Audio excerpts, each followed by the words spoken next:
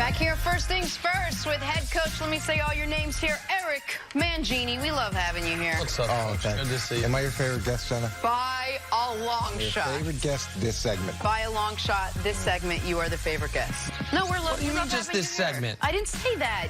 All you people do is put words in my mouth. We love all our guests, love the show. We're going to start talking some football. Jason ain't putting no words in your mouth. No, but that's Jason right over there. Last year, Andrew Luck started all 16 games for the Colts after missing the Also entire known as Mr. Tickles. 2017 season with a shoulder injury. Now he's dealing with a calf injury that's continuing to keep him out of camp. Luck told Peter King, "I certainly believe I will be ready. That's certainly the goal. At times I do worry about it. It can be frustrating. Maybe I'm not improving as fast as I want, and missing things is no fun. It eats at you. But I do know at the end of the day, if I'm getting the most out of myself, if I'm being the best I can that day, then that's what I need to do." Coach, what's your level of concern now for Luck? I feel like we asked this a week or two ago, and it wasn't that concerning. Has that changed at all? It has changed. When it first happened, I thought, this is a good idea. He's learned from the shoulder injury. He's learned that you've got to give these things time to heal. You've got to take a step back in order to move forward and make a long-term play. But the fact that this has happened in April and that he's gotten one training camp practice before he had to sit out again. So what do we, May, June, July, we're talking about 4 months he's able to go through one practice, and now he's back out again. And even in his words, it's, "I'm absolutely going to be ready, but I'm scared." I'm scared, but he had some other term, unless I'm not. It was.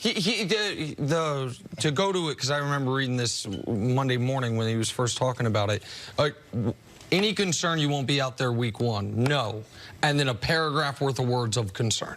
I mean, you know, which is that it's frustrating that what he's gone through, that this did happen back in April. He got the three separate MRIs, and they can't quite get it right. And so for a guy like Luck, who the only thing that has stopped him from being the quarterback that we have seen in moments and that we all know his talent level would allow him to be, has been injury. To also, by the way, not be out there when they are. You've talked a lot about the kid from Ohio State, Paris Campbell, and the ability to get young guys involved in this offense, different things they're trying to do. Those practices matter, and obviously his ability to be out there week one when they play a very difficult game against the Los Angeles Chargers, who might be the most overall complete team in the AFC, that's a legitimate concern for the Colts and for Luck. But be fair to Coach Mangini. Coach Mangini said, "I am concerned," but the question we posed to him before was, are you concerned about him tearing his Achilles? Sure. So that was the question before. It wasn't, are you concerned about his calf? But Coach Mangini brings up a great point. The time makes us concerned because we know that, yeah, in the offseason, you can have guys have surgery. You can see that. They're on the pup. They come back slow. But the guys who have been relatively healthy in the offseason or get injured in the offseason program, you still have a good 2.5, 3 months before training camp where we are right now. To me, the thing that's concerning is I know if I had any one area that had 3 MRIs, I just know the team's not spending the resources on MRIs. I know people think it's silly, but they don't. If you get an X-ray, if that will do the job, that's all they'll do. They'll stay right there. Yep. But you see, oh, I need another MRI. Oh, and I need a third one, and I still haven't improved. So visually, they don't know what the problem is.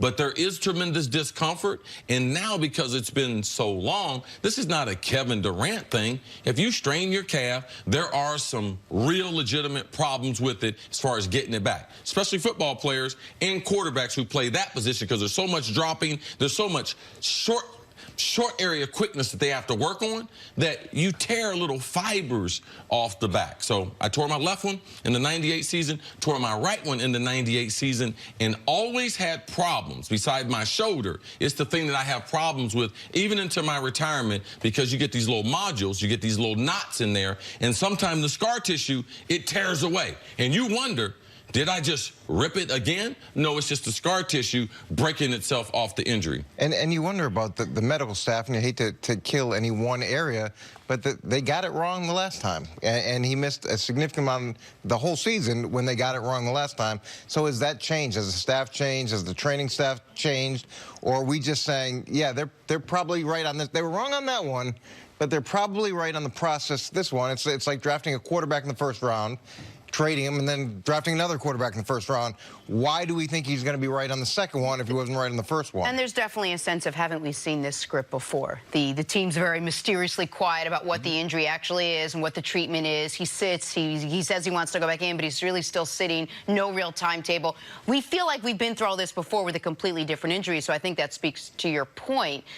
Go ahead. I just think the fact that it's one practice. He came back for one practice. Yes. He didn't come back for a week of practice. It wasn't as he went through the week, he had this soreness. The one practice after all that time off, and he couldn't handle it, and he had to shut it down.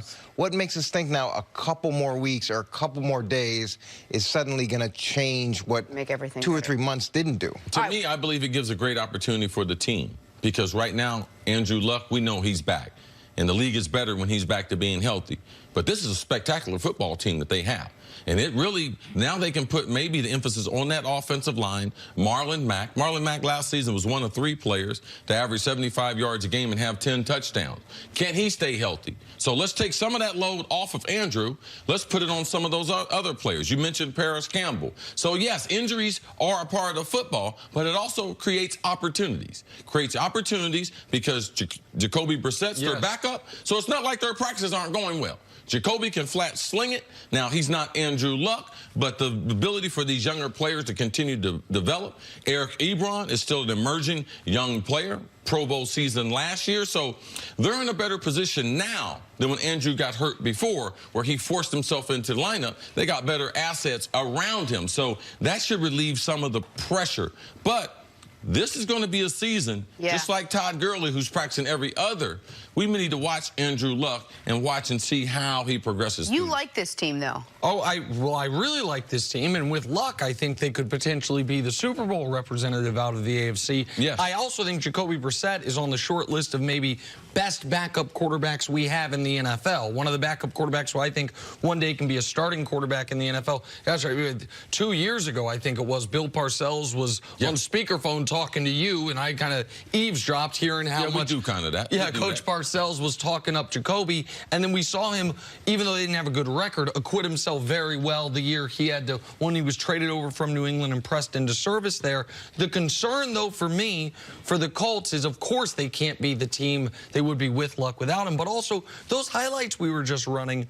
Luck obviously can drop straight back in the pocket and deliver a strike, but so many of his plays, he's moving. He's moving in the pocket. He's running, you know, keeping his eyes downfield while rolling out to one direction or right there. And that is, I mean, if you got an injured Achilles, you're not going to be, or I'm sorry, an injured calf, you're not going to be able to do those types of things that are one of the things that make him so special. The reason why Aaron Rodgers didn't have a good season last year, he got dinged in that first game. Knee injury. And when you come out of training camp, to me, there's always, I like to measure where I am. My most successful training camps are the ones that where I have been consistent day after day. And even though my legs might start the season be a little healthy, I know they're going to recover in a short period of time once we start doing those one-a-days, and I know I'm ready for a November run. When you come out of camp and you still have all these questions, I haven't pushed myself. And I'm going to tell you guys, Andrew Luck, it's underrated what kind of athlete he is. Yes. And if he gets in that pocket, he will move. There's not 7 better athletes at the position than Andrew Luck. So the calf, it is something I'd be more concerned about with Luck compared to Brady or Breeze, because I know they're going to stay in the pocket. All right, we got to take a break. Coach, stick around. Coming up, talk some Cowboys. Could Zeke's holdout slam Dallas' Super Bowl window shut? That's next on First Things First. Chris